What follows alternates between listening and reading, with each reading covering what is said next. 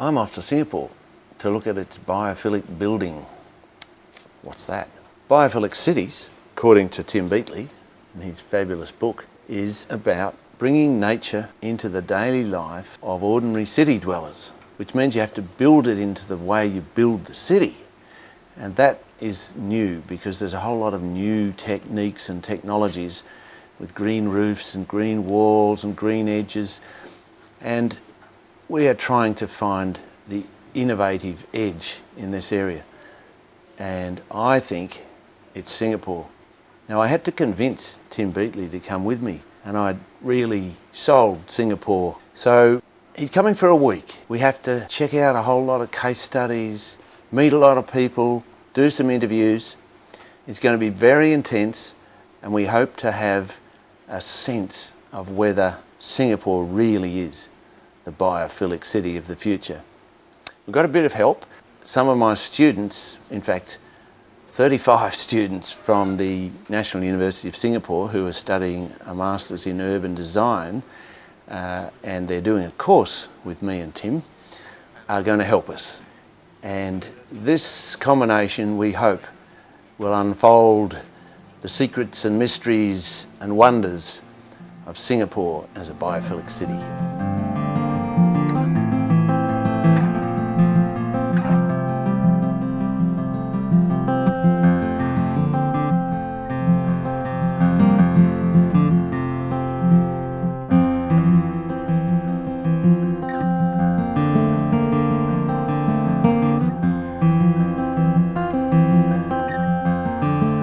I mean, the ideal thing would be not just city in a garden, but city in a forest. And that would be like the aspirational thing that we want to do, you know. I was actually inspired by the St. Paul's in Notre Dame, Gothic architecture, with the amount, kind of the grand space that they have.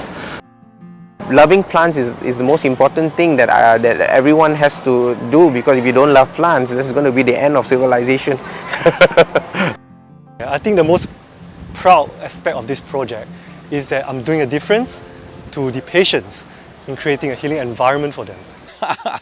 Oh, of course, that is the main purpose. I mean, to get people close to nature. Well, we're here at one of the tree canopy walks. It's part of the city's park collector system that connects the different parks in the city. And people are here on a Sunday, and very interesting noises all around us. Some of them are hammers and human-made noises, but there's also beautiful cicada in the background, and bird sounds, and the sound of a city with nature and lots of human things going on as well. The park's connectors, that seems like a very unique, special thing that you've done here. Cities naturally have fragmented natural areas, and therefore we take great pains in trying, great efforts in trying to connect our natural areas so that our native biodiversity then can use an area much larger. And so we do it by multiple ways and different layering. Years ago, when we started a greening program, one of the key things that we want to bring back were actually birds. And so Chris Hales actually started this idea of green corridors, and that idea grew, and we started the Park Connectors Network. The Park Connectors Network connect wildlife, connect people. So they connect parks to parks, it connects residential areas to parks, and they just ramify into different loops all around. So now we have more than 150 or so kilometres of park connectors, and by the end of it all we hope to get about over 300 kilometres of park connectors. It's so accessible, because that's the other important thing, that if things are accessible then people will use it. So I think the park connectors are a wonderful way of ensuring healthy lifestyle, healthy biophilia, as well as, you know, connecting the practical side of things, and that's connecting destinations. Lena, say again a little bit about the strategy that Singapore has taken to try to connect different layers of green and the different green elements in the city. Okay, we have adopted a multi-pronged approach. So first of all, we have a green network of roads. And so one of the ways that we've used is have a diversity of different layers of trees. It's not just tall trees, but we also have medium-sized trees and then shrubs. And so it caters to all different size of animals, different kinds of animals. Then the next step will be then you connect one roadside planting to another roadside planting, and that's the canopy that they then form, that lovely overarching canopy. But at the same time, it's not just the natural elements that we're using, we're also using the buildings, because the buildings are all around us. Our high-rise buildings, rooftop, you would actually have not just plant a turf, but also have water features so that you can have dragonflies, and at the same time you could actually have small trees, and each of the roofs can actually connect with another roof. We also connect at different altitudinal levels. It's just equity amongst animals that you actually provide these connections for all different animals. That's great. So this is a matter of explicit strategy that you have these that you just altitude. Now, with the plants, definitely, because we wanted to emulate that of a forest. I mean, the ideal thing would be not just city in a garden, but city in a forest. So have you been successful in preserving biodiversity in Singapore? Well, we have a monitoring tool that we have developed. And this monitoring tool is the Singapore Index on Cities Biodiversity, or the City Biodiversity Index. And it's an important tool because we think that doing things is fine, but we need to then find out, are we doing it right or not? And there are more than 70 cities now around the world that have implemented in one way or another. So similarly for Singapore, we use key performance indicators as such, and similarly these indicators help us measure, are we doing the right thing? Is our biodiversity improving? And hopefully in a few years' time we will show that there's really that kind of results. At the present moment we do see more animals, more birds around, and greater diversity of species. Yeah. You're a very dense and growing city. It would seem you have some real challenges in protecting and restoring the nature you have here. Yes, indeed, we do have challenges. And how do we go about it? We try and look at it from a solutions approach.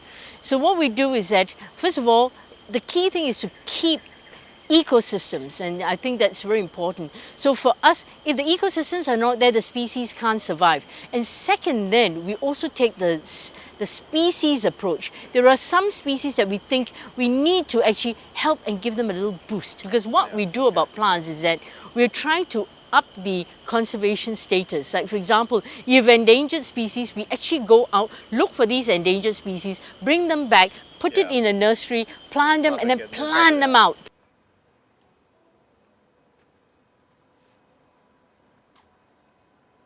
Well, we're here at the Hort Park in Singapore, and we're looking at these 8 panels of green walls. They're a demonstration and research project of in-parks, and each of the walls is demonstrating a different green wall technology, different materials, different structure, different set of plants. Here we have plastic boxes with a series of little watering tubes to each box, and dripping and draining.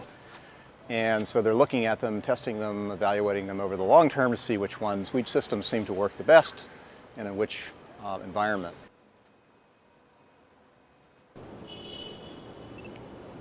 Initially, this building was 10-story high, and it extended to 14. Because of the new floors, there were 4 columns added, these massive columns. They were really, really big and bulky elements, 2 of them in the middle. And then the other 2 at the ends, I've converted them and integrate them as part of the green wall. And the planters, horizontally, they've become the hanging garden. So as you can see, this is exactly just about a year after completion, and the plants are really looking like a hanging garden as intended. So this is on level 3 we are on, and it goes up to level 9. So from level 3 to level 9, that's the 6th to 7th floors of offices overlooking into this atrium space. This whole space is treated as an external space with a natural ventilation. meaning we don't need sprinklers, we don't need smoke extraction fans, and because of this, it has to be naturally ventilated. The previous design was a mesh facade to get the ventilation through. What I did was I replaced it with glass, and it was actually rejected by the fire authority because glass is simply not a permeable material. And what I did was I layered it by stepping it 900 millimeters, about nearly 3 feet apart, and gives the ventilation into the atrium space. Maybe you could talk a little bit about the experience you had when you maybe unveiled this idea. How the project started off was the client wanted to replace the facade, and the client said, Calvin, why don't you have a look and see what you can do to the interior, because it was dark and dingy, it was grey, and it had all the mesh over it, and it just looked pretty enclosed. It's a bit like a prison cell in a way. It's really, really unfriendly and uninviting. There was just 2 key words that I used.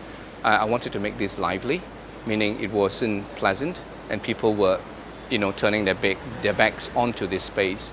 So I want to make it lively. That's one. The second one was to green this space so that it has the sort of softness to it. Does that affect the rents at all?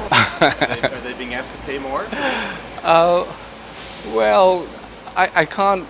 The rent actually went up, partly due to the economy, and partly it's a significant improvement to it. But I can't apportion it how much is due to this. Before the renovation, out of the 6 floors that faces the atrium, only 1 floor was let out, and the floor that was let out actually did not turn its back onto this space. It was actually facing the other side. But when it's finished, they extended their office and actually look into the hanging garden atrium. And I'm pleased to say that all the floors now have been let within a year. Yeah. And the vegetation, was there something special that you were trying to do with the kinds of plants? They are on individual potted systems, about 6-inch cube, 150 cube, and they are on auto irrigation system. So it's visually dripped onto almost 13,000 pots of plants in here. The good thing about this system is that it is individually potted, which aesthetically you can hardly see the pots now, even when it was first completed. My main concern was the well-being of the plants, and should any of them doesn't survive or doesn't look too healthy, they can be easily individually changed and replaced or maintained. So this is what the first priority that I wanted. All you do is you just turn sideways and you slip in. Through. This is the inside of the green wall behind it, where maintenance access is provided. It's as I've mentioned, these are all individual pots, and they are all on simply clip onto some frames and then onto the metal structure. Shortly after it was completed, can't see any today, but there have been birds, butterflies and dragonflies that stream through here. In fact, up on the highest planter on level 9, there was a bird nest that was discovered, and there was a little baby bird that we found. Unfortunately, because it's a commercial building, they have to remove it. And what happens is you look down onto the glass floor, it visually connects you back to the pavement and the road level. Yeah. And I was actually inspired by the St. Paul's and Notre Dame Gothic architecture, with the amount, kind of the grand space that they have. So when I saw this, I said that we must have the glass floor here. So when you look up, you get this cathedral of green above your head. Cathedral of green. That's terrific. Exactly. That's primarily. There's a bird. I see a bird. Oh yes, There yes, he is. yes, There's yes, a bird. yes. That's a bird. Yeah. Yeah. We have a bird. Are there any government incentives, anything that helped to make this possible? Yes, in Singapore, the NParks, the national parks, which is in charge of all the greenery planting in Singapore, they have a skyrise greenery incentive scheme, and it actually has got fairly good funding. I hope with 158 Cecil Street, we will be able to get more people to be more open and receptive towards having green walls in a major scale. The fascinating thing about this building, even now a year after has been finished, each time I come back I bring my camera along because it changes and you see things that are new. So it's a living wall. First one you've done? Is this your It's my first project. Your first yeah, green my wall? first green wall. My My word. first project since I came out into practice on my Really? own.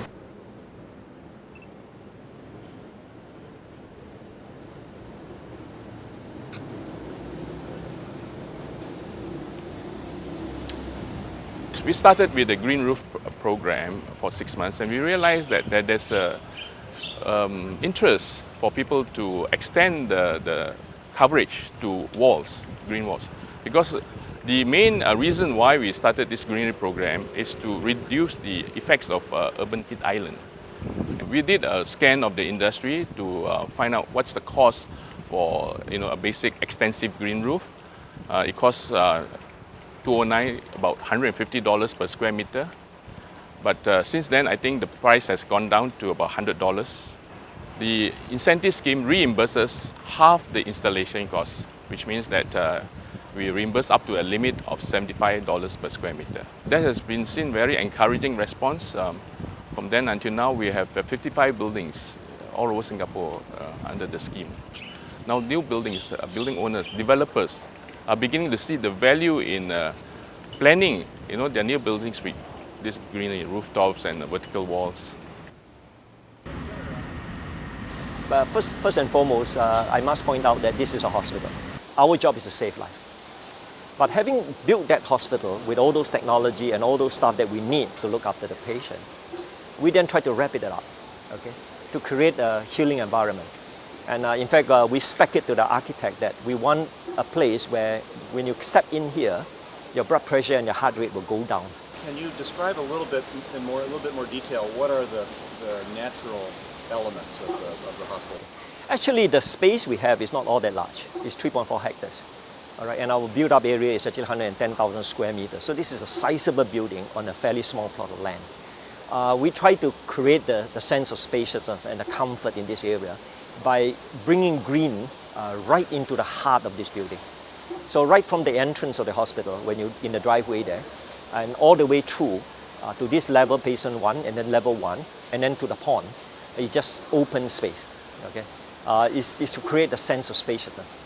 And of course, we are also in a tropical environment where it is hot and humid, and we wanted to have airflow right across the building. So this is the basic concept that the greenery is brought in as an integral part of this whole planning.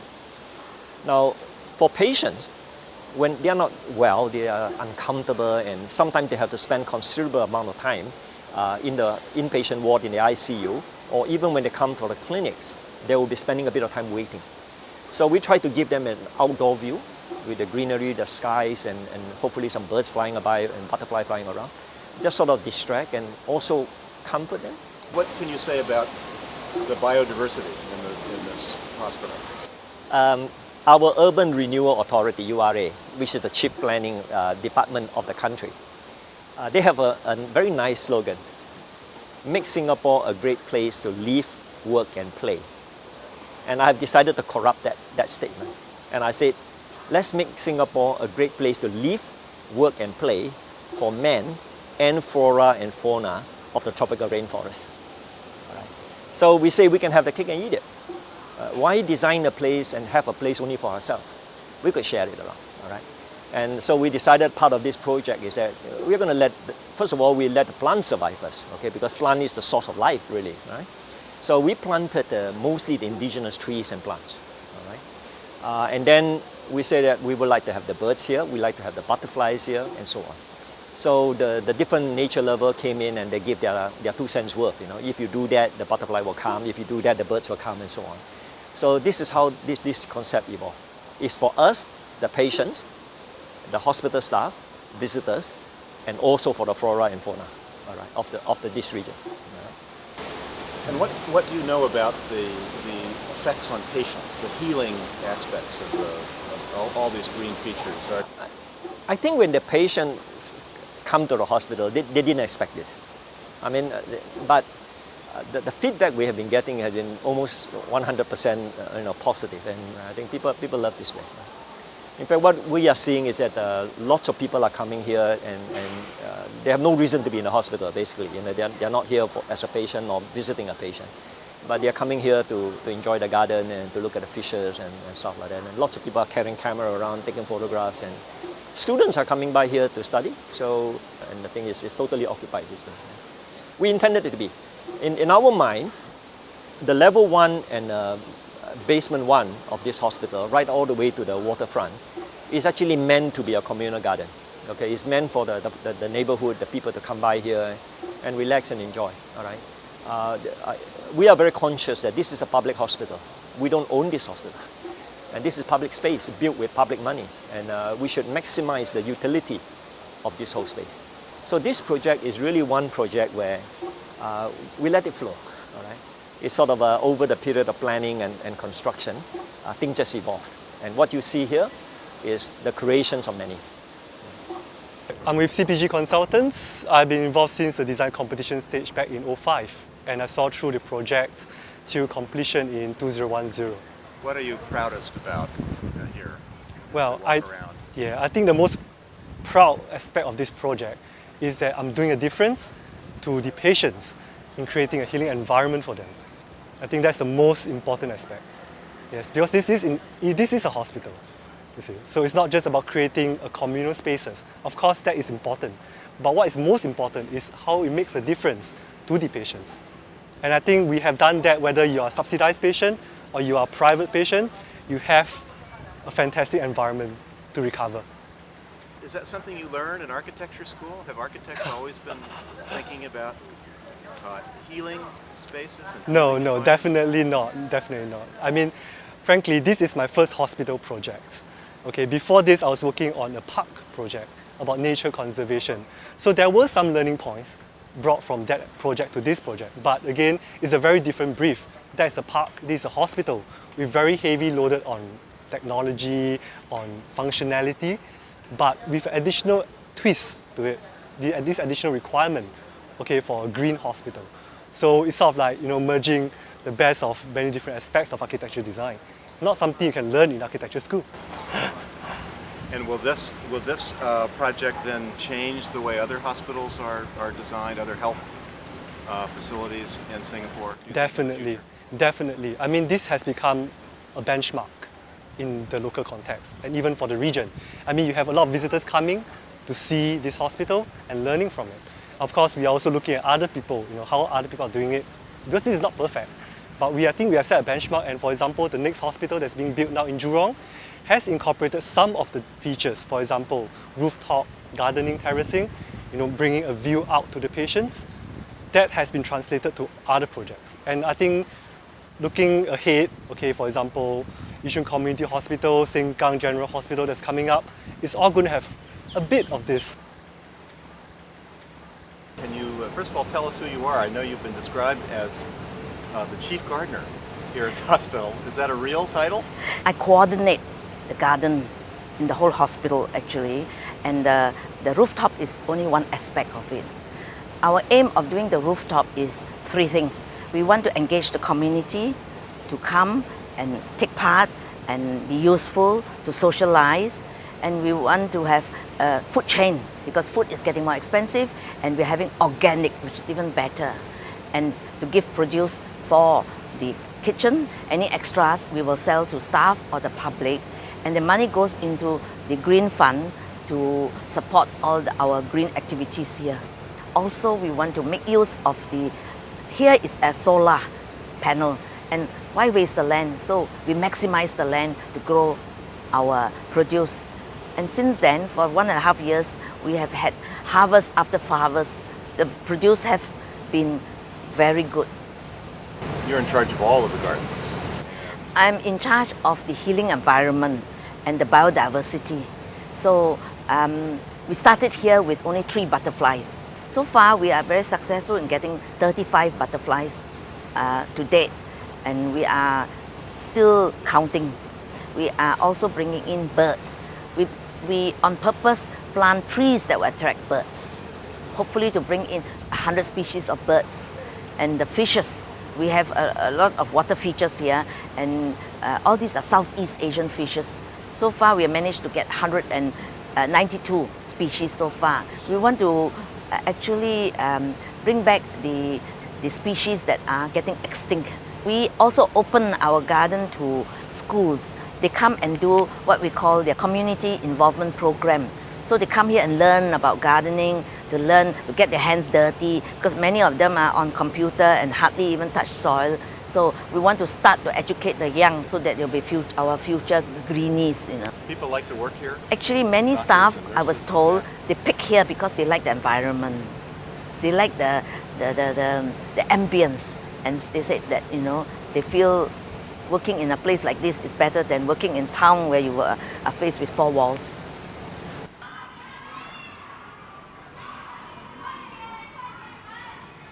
People always ask me, did you design this? Did you have a plan? Did you like what Patrick Blanc does? He actually has a piece of paper and then he says, okay, certain plant has to be here, this certain plant has to be here, and then he gives it to some contractors and then they would plant it.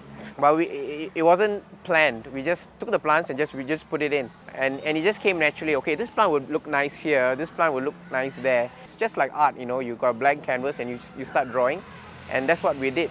But what's great about this is a low-cost wall that you've done with your students. In any school, money is a problem, right? If you want to make something, budget is an issue. And what NParks was offering was they were going to give us 50% of the amount of any wall that we built.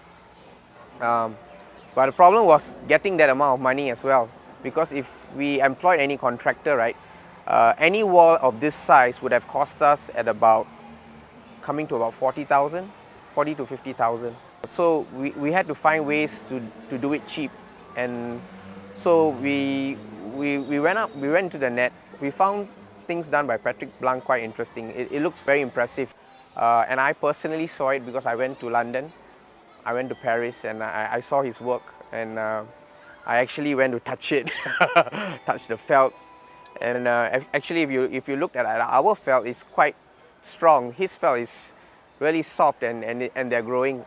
We didn't take any risk. Our felt is quite robust. Then we made a prototype. There's a prototype at the back. We put it up. And we let it grow for about 2-3 months. We saw it was working, and we decided, yeah, let's go ahead. We couldn't, of course, build the boards for this entire wall. That would take a lot of manpower, so we employed a contractor. So they fixed the boards up for us, and they stapled the PVC felt onto the boards for us. Then after we went to the nursery, chose the plants that we wanted, brought them to school from the nursery, and then we put it up on our own. Yeah. All we needed was a very strong stapler. Yeah. You insert the plant. Insert the plant because you cut slots into the felt, and then you insert the plant in, and then you staple. Yeah, you staple around it so that the plant is in place. And the students did stapling? Yeah. Students help in stapling, depotting. Like I said, there's only 2 teachers, so you need a number of students to help you because it's very labor intensive. It took us many days to actually do this. Yeah, for over a period of about 3-4 weeks. 3 or 4 weeks. Yeah, to actually complete the wall. And then you've designed your own irrigation. Well, it's not rocket science actually. It's just a tube at the top, right? And then you have water coming down. You know, gravity does everything for you. So it's nothing to design. You know, plants grow. You give it everything that it needs: sunlight, water, air's all around you. So it's going to grow. Yeah, nutrients has to be provided. The system that we have, it will give in this amount of nutrients to the water supply. Yeah, it mixes it up for you automatically. But I try not to add in too much. I actually add in maybe once in 3 months, because every time I add, it gets really bushy and crazy. Yeah, So I would prefer that it grows slowly actually. It's just growing a bit too fast. Our total cost for this wall was about 15,000, 1.5. And NParks gave us half of that, about 8,000. Yeah. Still, the remainder of that money, where did that come from? The remainder of the money came from the school. Well, 7,000 is not a lot of money. Manageable. What made you think you could do this? I don't know. You just decided? It's all inspiration actually when I saw what Patrick Blanc did, Paris, and I saw how huge the wall was, and I thought, hey, it's possible to be done, and it's so simple, and I thought, hey, why not just try doing it, and I just went ahead and did it. Do you use the wall in any classes? One topic is environment. So we show them how plants can actually reduce temperature. So this is one way that we show them how to. Like we show them the difference in temperature between this classroom and the classroom above. Because these two classrooms get direct sunlight most times of the day. Not right now, but later on you'll see there's direct sunlight and it can get really hot. So they can compare the temperatures using probes, sensors, and they can tell that the classroom on the top would actually be, temperature will be much higher than the classroom below. Yeah. What's the impact later in life? Yeah, because that is something I'm very concerned about, because if you look around you, it's rapid urbanization all around you, you know, and if these kids are not exposed to what their fathers or their grandfathers were exposed to, because most of them used to live in a landed environment where they were exposed to a lot of greenery, but kids today, they live in flats, you know, with very little greenery.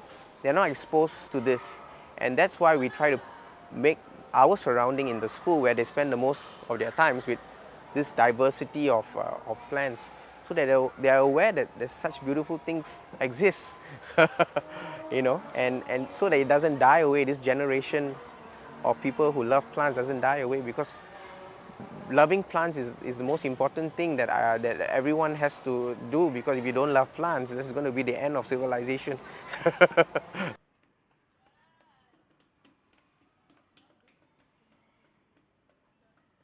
With this, our program, right, we get to spread his knowledge to the whole of the island.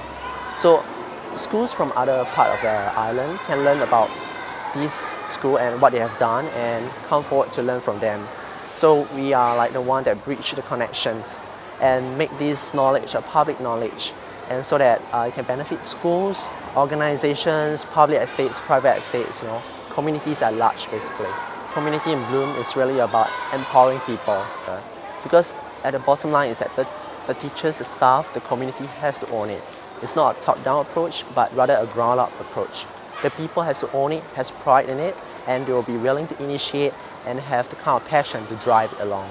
The most important part about it is really about the community bonding. I mean, we can look at it as a form of gardening, we can look at it as a form of sports or physical activity. At the end of the day is that you want communities to come out to interact with each other. That is the essence of it. You know, you want people to take ownership in the whole place that they live in, increase the civic pride. I think that's the greatest pride that I find working for this job. This is the local park of Singapore, of Singaporeans. Imagine this park has the same number of visitors than the famous Singapore Botanical Garden. But basically, these are local people. That's the difference. Singapore had a really strong vision about bringing the city within gardens and within waters. That was Prime Minister's vision, and therefore different agencies like PUB were starting to think about a different strategy to collect rainwater from the entire island. They call it ABC Water Guidelines. I stepped into this program, was helping basically the city really to give that a meaning and showing, you know, how can you integrate stormwater management and waterways restoration and park using. I was working on the central catchment looking for pilot projects, and Bishan Park and Kallang River restoration was great for me. So if you remember on pictures how that looked like, it was just a boring straight canal, like a highway going from A to B in the fastest way as possible. On both sides, fences, steel embedded in concrete, cool water like in a prison. So what we were thinking, how would it be if we open that water, make it wider, have more biodiversity, bringing functions like cleansing systems into that, and slowing down the water process to harvest stormwater finally in the Marina Barrage, which is very important for Singapore as a water supply for drinking water. I knew at the same moment that this is an old park and it needs a facelifting. So I did a workshop actually very close by, which is actually just over there in a little shed. And we did invest a week, my team did just invest a week of work. We invited local people, also people from different agencies, and we came up at the end of the week with a vision about bringing the two things together, restoration of the river and facelifting and upgrading and making that to a modern park. So by the end of that week, I could present this to the two CEOs from NParks and PUB, and they luckily took this idea and agreed upon to do a joint project. I think the focus on this project is really to bring the green and the blue together. The green is the park, the blue is the water, and to get it out of the gray and recycle the gray. Bring the gray to a point where we recycle like cradle to cradle, using the old stuff of concrete and creating it to stabilize the riverbank, to bring bioengineering in that. And then finally to bring the river as part of the park together, and saying the park is also part of the river system. So instead of having a sort of controlled area where we say this is a river and this is a park, we actually overlap. And this is a big challenge because it means you have to overlap finances, you have to overlap management, you have to overlap finally also maintenance questions, and responsibility questions. So what you see here is now today is very calm. So we don't have any big storm event at the moment, but you can probably expect it might change in 2 or 3 hours. There might be thunderstorms coming down in Singapore in the afternoon. You have suddenly a lot of water coming downhill and actually out of these huge urban settlements around here. So everywhere where you see little holes like the one here in the back, there would be a lot of water coming in, and this would fill up with water, and we would suddenly have the water coming up, in the worst case, actually as high as you see the red little sign post over there. That's how high the water can be. There is a warning system that we have blinking light like you can see over there. There is just a test run. There are warnings like people with loudspeaker in many different languages, in English and Mandarin and so on. They would hear this, please step out of the waterway of the river because the water might come up. Finally, there is a warning system where all park rangers get a signal on their cell phones, and then many other things in addition to that. So safety was one of the very top issues. And you must imagine this is a real pilot project. It has never done in this scale in the tropics. That is the main purpose. I mean, to get people close to nature and do it in a way that you really can enjoy and celebrate it. And I just show you a little example. Just have a look over there. We have seating benches, and this could be, especially in the evening when it's pleasant here, hundreds of people sitting over there watching maybe on a stage which is contemporary, which we can take away when there's water coming. There could be like an art performance, a dance group, or there could be a jazz band, or there could be a local, even a type of opera going on here, and people are just sitting and enjoying in the middle of the waterway. But you can also imagine that kids come down, play there. We have stepping stones to cross over. We have big biodiversity. We have a research monitoring program going on, which we do together with NParks. We have seen a lot of species actually coming back. So from many sides, this turns out to be a success story. This is a very interesting topic, really a dense city where everything is artificial, where nature is completely sort of somewhere, but not here. It's extremely important to create spaces and experience, a realm of experience for local people to see what nature can be. What is the dynamic of a river? What's the beauty? what is the function? So we will have a lot of education programs also going on. We have a number of schools around here. They can learn about it. And this is very important for modern society, which is future orientated, to learn firsthand what is natural process, what is sustainability, and how to bring function and lifestyle and aesthetics together. Even it's not open yet. There are a lot of people are attracted already. People speak about it. And I just know this new condominiums there, the value of this did go up. You know, it looks so easy, but this is really hard work, tough work. It's first of all to think about new technologies, about how to do them, how to bring them here to the tropics. But even more important than all types of new technologies about biodiversity, it was the main job of myself and my team to convince and to create confidence. Because our client is not trained or was not trained to automatically believe, you know, in new sustainability techniques and to in a sort of new approach about how to work with that, how to open it, what would happen. At this point we were confronted with fear and with horror scenarios. We had always to bring that, which was very often a very abstract fear about what could happen if. And we had to bring that down to reality and say, look, this is what is real. This is how it would work. Let's do a try. Let's go step by step to build up confidence and to get finally the different agencies behind this project and to make it their child. That was one of the biggest challenges on this project. The next sort of task we should really go for is to go in these regions, you know, where it is really narrow and where we have housing areas, how to treat water there so that finally the water which comes out on all these holes is already in a much better condition to bring better water quality down the stream. We have to do our homework already there. So we are hoping that this will be the start of many new steps. On the survey, the total number of birds is about 54 species that has been surveyed along the Transact, but the birds that interact with the water is about 17 birds that actually go into the water or they feed around the water. So it's quite a good number considering that this is a very urban space.